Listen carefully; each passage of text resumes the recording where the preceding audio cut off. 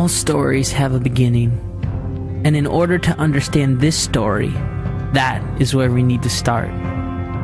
You could say that this story is the beginning of all other beginnings. You see, it's the story of us. And it was in that beginning, in the dawn of time, that God created the heavens and the earth. God separated the darkness from the light. And God began to form the world and made everything in it. He was hovering over the waters of the void earth and formed the mountains, the prairies, and all other landforms.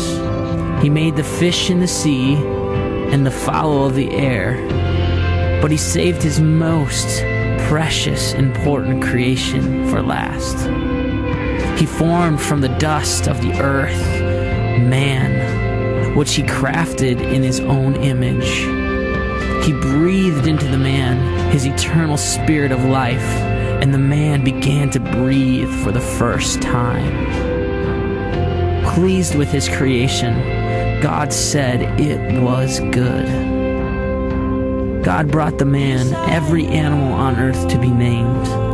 The man named the fish of the sea and all the fowl in the air.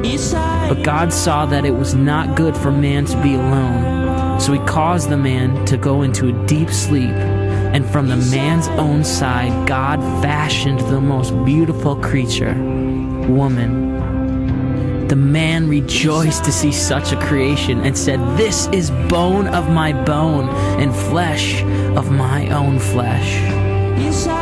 After God saw the man was pleased, he placed the man and woman in the garden he had made for them. In the garden, God placed a tree of knowledge and told the man not to eat from that tree.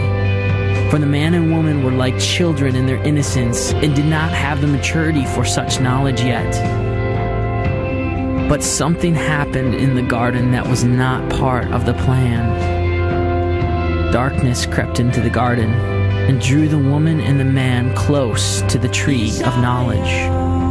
And then the darkness turned into a great serpent, like a jealous brother of the gifts God had bestowed upon the man and woman.